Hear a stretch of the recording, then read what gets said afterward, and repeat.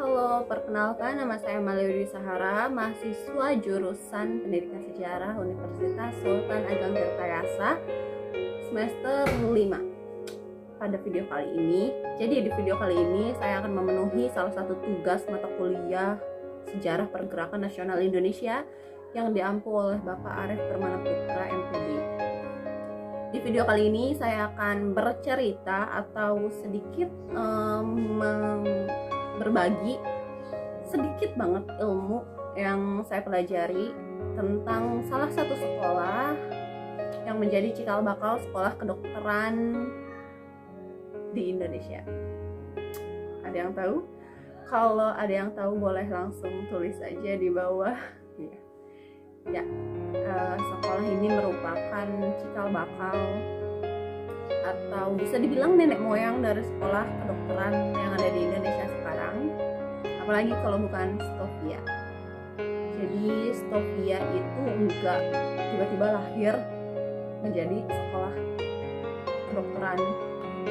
Jadi kalau kita tarik ke belakang, Stovia ini sebenarnya lahir sebelum Stovia itu ada sekolah dokter Jawa. Jadi pada saat itu di Jawa itu sedang terjadi banyak sekali wabah yang mematikan, yang dokter-dokter Nederland itu kesusahan banget.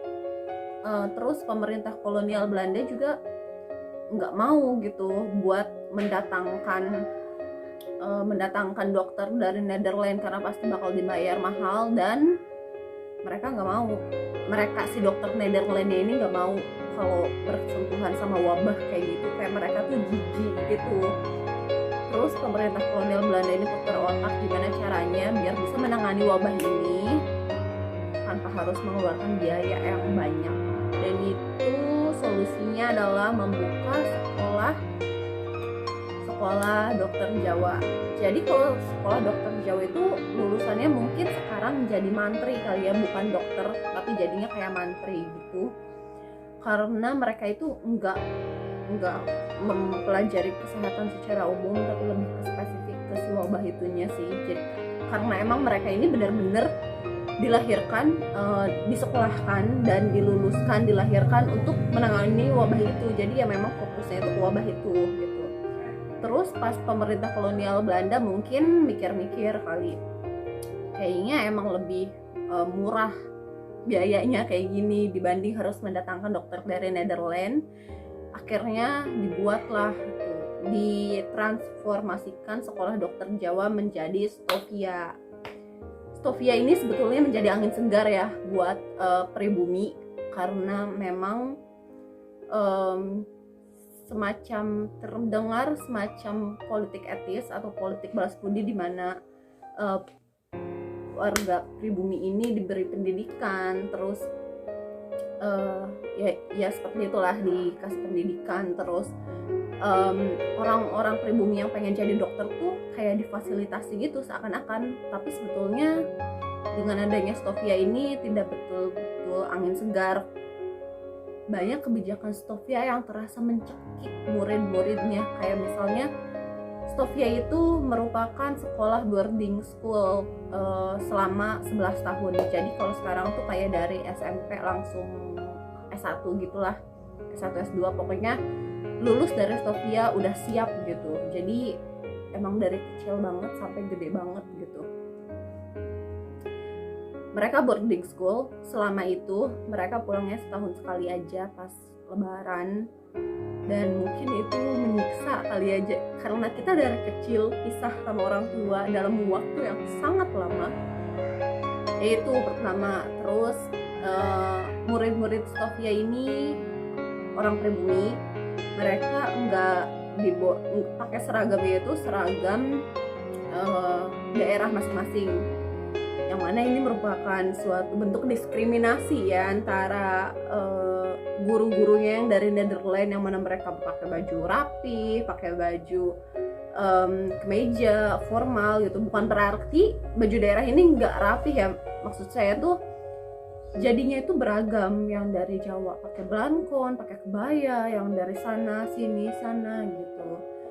Jadi terlihat diskriminasi, kayak misalnya contoh ini studi kasus, arah orang Banten mungkin sendirian, arah orang Banten pakai baju adat Banten, baju Baduy gitu misalnya, terus yang lain pada pakai Jawa, pakai yang dari Jawa pakai belangkon, pakai kebaya, semuanya rata-rata kan emang yang mendominasi orang Jawa ya.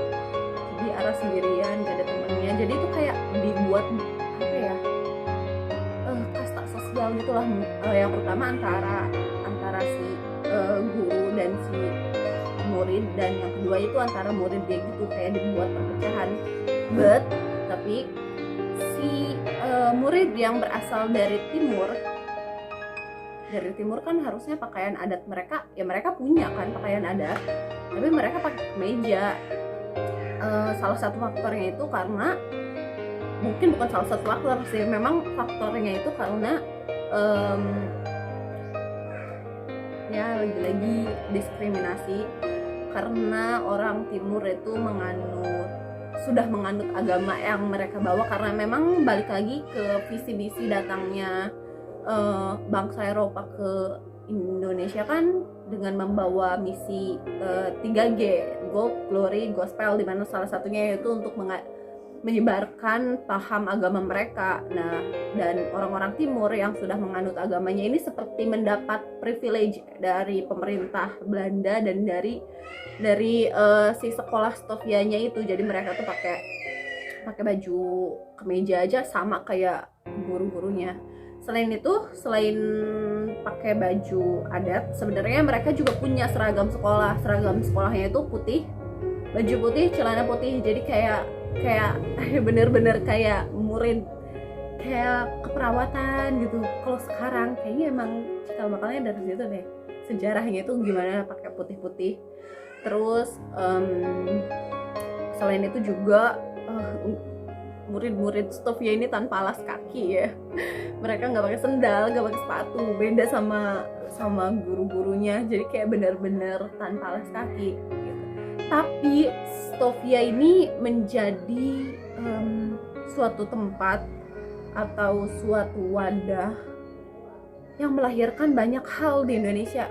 Kayak salah satunya contohnya itu sekolah kedokteran, tentu cikal bakalnya dari Stovia ini. Terus di Stovia ini tuh ada ekskul ya, semacam ekskul gitu, sepak bola. Nah ini jadi cikal bakal persepak bolaan di Indonesia gitu, mungkin ya salah satunya. Ya kayak gitu. Terus ini udah gak asing banget di telinga kita, Budi Utomo,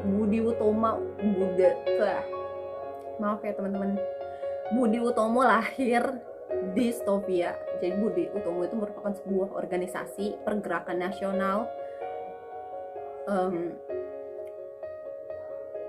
dibilang pertama di Indonesia sih. Sebenarnya kalau dilihat dari tahunnya masih banyak yang adalah beberapa yang sebenarnya organisasinya itu dibuat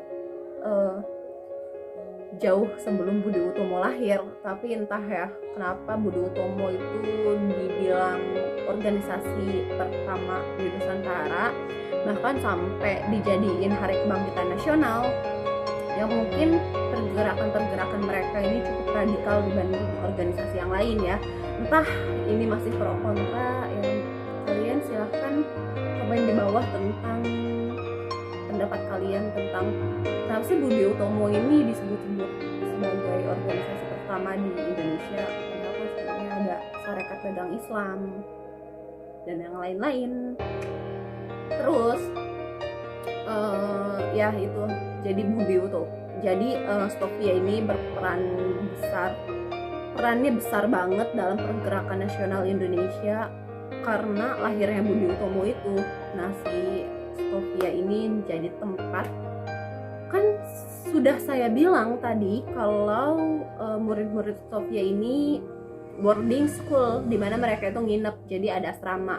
Nah di asrama itulah tempat di mana para murid-murid Stovia yang hebat-hebat berkumpul dari berbagai penjuru Hindia Belanda. Mereka berkumpul di kamar asrama, mereka merumuskan, mereka bertukar pikiran tentang bagaimana Hindia Belanda ke depannya.